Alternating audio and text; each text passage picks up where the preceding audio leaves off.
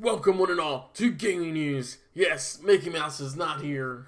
I'm pretty sure it didn't go too well with a lot of people. I don't think they liked it.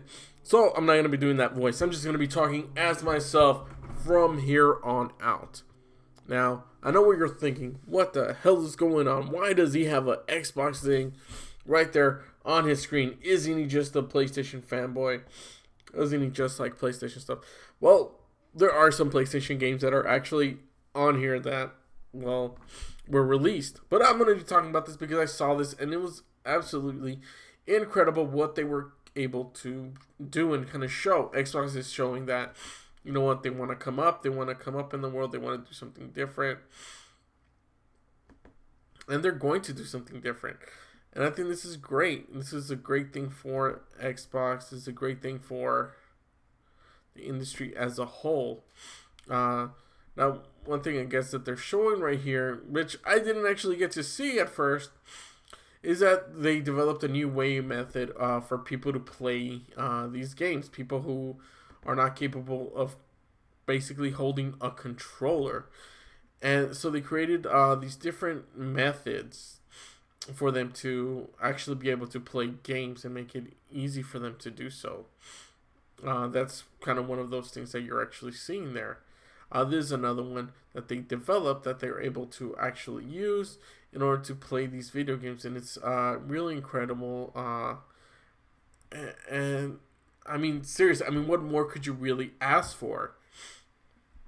I think the further development of this is going to keep increasing as time goes on. And the fact that Xbox is getting a head start on this and actually doing something to help people, I think it sends a huge message because not a lot of people are actually, doing this. I haven't really heard anything from Sony, not even from like PC, but PC, it's different in a sense as well. But yeah, this is really incredible, and I'm glad that they're doing this, and I hope that people who are using the PlayStation or even hell the Nintendo what was it, Nintendo Switch will be able to use this. But yeah, that's really incredible, and I can't wait to see what they come up with. There's a lot that they actually go into, by the way, about all these different games that they're releasing, and it's really incredible. They have a lot of games that look to be like a lot of fun. And yes, I think even this Stranding might be coming to possibly to Xbox later on. There was, of course, like always, some cringy moments with certain people doing these interviews, but at the same time, they showed a lot of promise. They showed, like I said, a lot of games and gameplay as well. I think a lot of people just kind of, for the most part, these just show, oh, this is the game, and this is like the CGI trailer or something like that. But this one they actually showed, so that one is called, I believe, Earthbound or something like that, where you're basically kind of like you're playing in this survival world where you're basically tiny, like it looks like the size of an egg. And this looks so entertaining. Looks like it's gonna be possibly multiplayer. This is from the creators of the pirate game. Oh, it's called Grounded. That's what it's called, Grounded. But yeah, it's by the people who made that pirate game for the Xbox. I'm really forgetting what the hell the name was, but it's from those creators, and yeah, I think it's something to kind of look forward to spring 2020. A lot of people are actually gonna actually seem to like that game, and I think, you know what, that's something to look forward to. I would hope that I wish that would come out freaking for PS4. I think there's a lot of games that Xbox has and I'm just like super excited. Even smaller games, kind of like this one, where I wish that they would come out for PS4. That Sony would do something similar to it, you know. But that's not always the case. This game looks very familiar too. I've seen other games like this, but this looks like a lot of fun, really entertaining, and for the most part, I think it's gonna be a fun little title. Uh, but yeah, like the Xbox had this whole had this whole thing with it. And then of course there's this. This is the pirate game I was talking about. Sea of Thieves. There you go. That's the title. So Sea of Thieves is coming out with more. There's also this other racing game that's coming out. I really recommend that you watch this in its entirety. It's really entertaining. There's some cringy stuff in there. It's really funny, but for the most part, it's a lot of very informative things of that nature. And I really recommend you watch it. Like I said, I'll have all the links down below if you need them. But yeah, we're going to move on next to something else. And trust me, there's a lot of games, okay? There's freaking New Civilizations and Wasteland 3, which is freaking amazing. But those are just enough, just to name a few. You need to watch the games for yourself. And it's super entertaining. Now, one thing I'm going to mention is this Modern Warfare information, which is... it kind of sucks that stuff is getting leaked. And here's some gameplay operating. The thing that sucks is that, for the most part, these people work on these games. Excuse me. Bit tired, bit sick, I think, or allergies. But anyways, something that you kind of look at these games, and a lot of people put a lot of hard work, and then stuff gets leaked. And then the stuff that they were planning to release and announce, so excited, and then it ends up just not happening. So yeah, this is DLC for Call of Duty Modern Warfare. Existence of a crossbow, so they're putting a crossbow in the Vector SMG submachine gun. I think it sucks that that's happening, but then here you go. There's actually gonna be a lot of these characters playable in the game now. You're going to be able to unlock them. It says in order of appearance. So, yeah, this is actually something to kind of look forward to unlocking these characters. This one looks pretty badass right here. I will say that. But yeah, you have all these different characters you can be able to choose from when you unlock them, or I don't know, purchase them in game. Not really sure how that's going to work. This is pretty cool. The Ghost of the Dunsk. That's pretty freaking cool. Zedra Nightcrawler. I guess they're gonna have like all these different things. But yeah, this looks very entertaining. So if you're a Modern Warfare fan, Call of Duty fan, this is actually something to kind of look forward to. And yeah, it's actually not bad. Not something bad. Yeah, and hopefully they keep coming out with more and more stuff like that. Oh, excuse me. But yeah, let's move on to the next thing, which is Insomniac. Insomniac, oh my goodness. What is this? I didn't know this was even a thing. But apparently Insomniac has released the game. They released the trailer, didn't even know about it. And then apparently IGN did a freaking review on the game already. So I was like, okay, are they just launching this to get it out of the way? What the hell's going on? But it actually seems to be like a decent game. Apparently freaking window accidentally closed. But I mean, I guess I don't really need that one. But yeah, just to show you. Apparently Insomniac, they developed a new game. Besides the Spider-Man, of course. I think they're still working on the other one for that. Which should be really amazing. But they released this game called Stormland. Oh my goodness, I am gone today. Stormland. And this game is actually it looks like it's a VR first person, I guess, shooter or world traversing. But yeah, this looks like a very interesting game because it's actually done very well. It's a pretty short game. It's about like 6 hours or so, depending. And you can traverse. There's also end game stuff, or post game stuff, where you can actually play the game and have fun. You can do all sorts of stuff, which is actually something that's not bad. Because there's not a lot of VR games out there that are actually entertaining or can actually be played.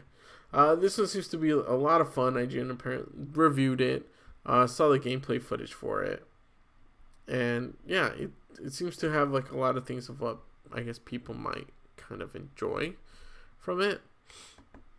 But for the most part, yeah, it's a VR game, VR experience. And let's go ahead and mute this.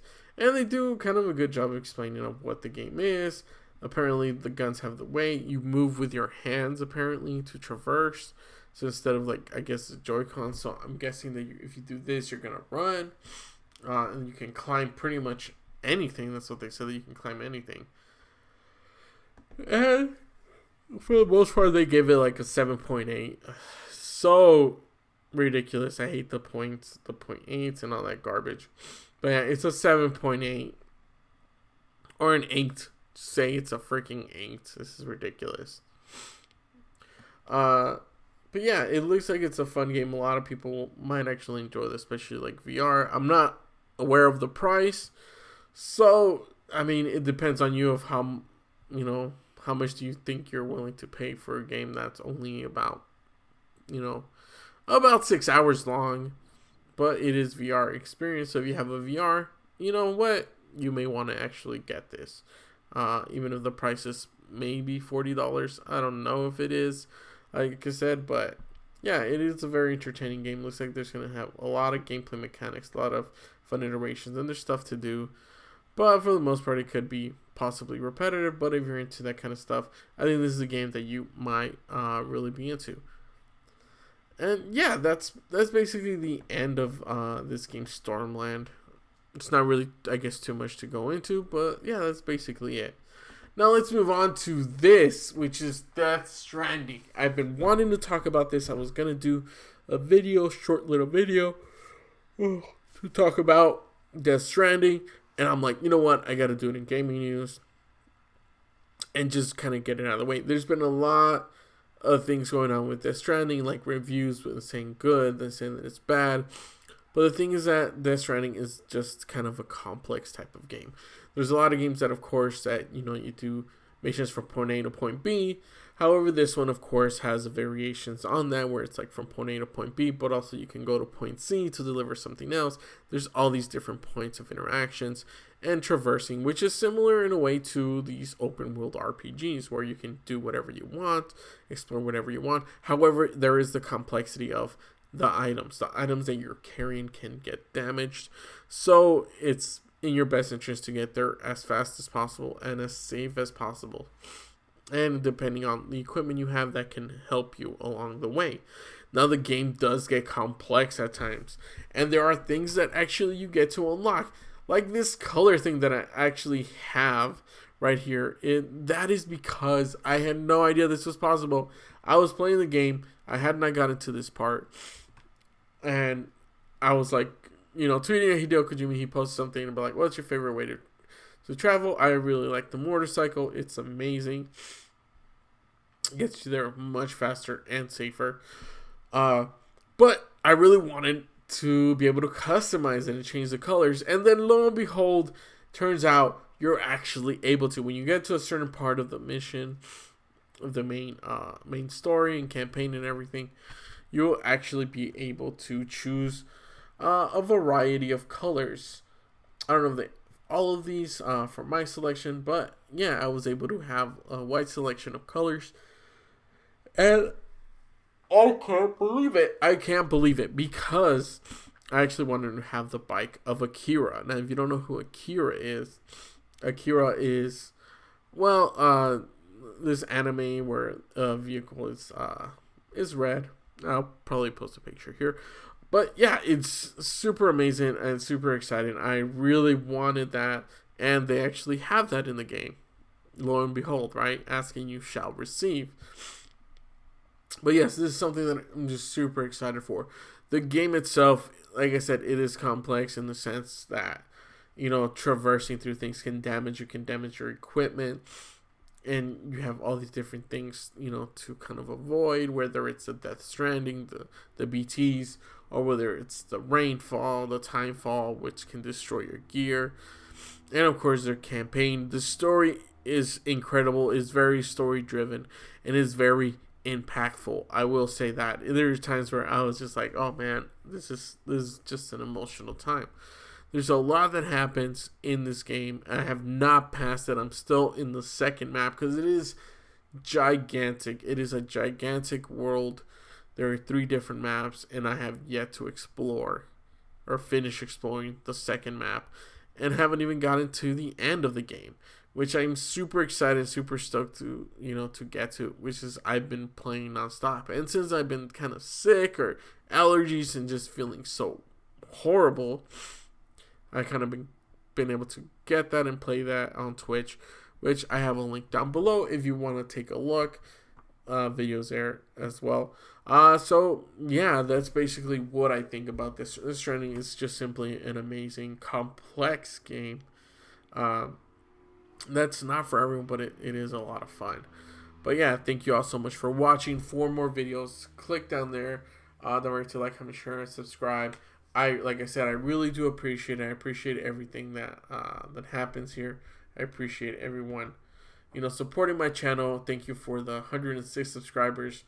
It really means a lot, and I hope that one day I'll be able to make, I don't know, a partner or something, whatever, to get verified here on on YouTube.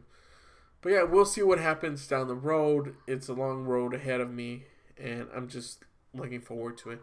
So thank you all so much for watching, and I will catch you guys on another exciting episode of gaming news. Until then, take care. Bye.